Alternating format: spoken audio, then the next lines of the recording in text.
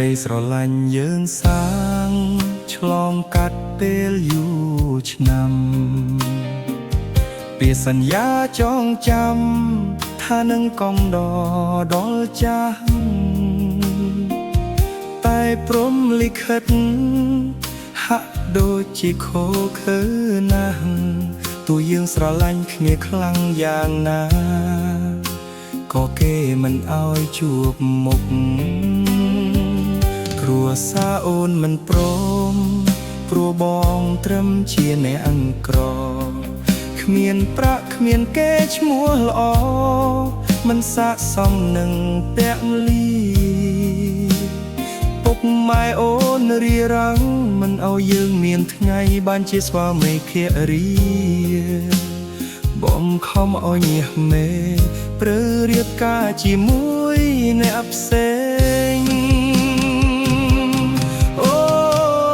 ឈឺចាប់ហួតថ្លែងពេលឃើញគេអូទាញអូនចេញ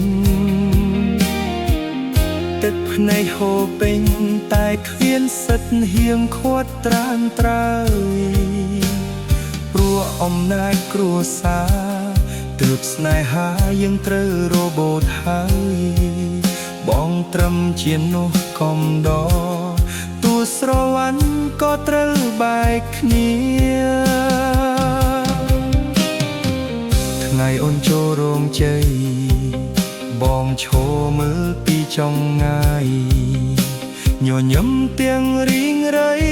លាក់ទឹកភ្នែកជូនពរឲ្យបានសុខសូមឲ្យគេមើលថែស្មួនភ្ញាដល់ថ្ងៃអនាគតចំណែកបងសម្រោះកុំដទុក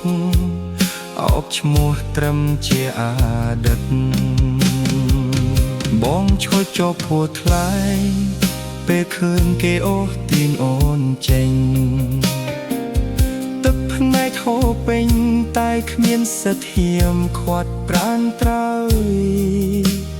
ព្រោះអំណាចគ្រួសារទ្រព្យស្នេហាយើងត្រូវរបូតហើយបងត្រឹមជានោះកុំដ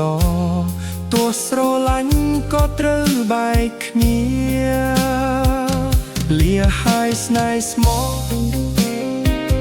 លាហើយម្ចាស់ចិត្តបើជាតិក្រោយមានពិត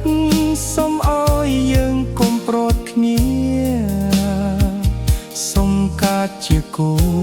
គ្មានអ្នកណាអាចបំបែកបានឡើយ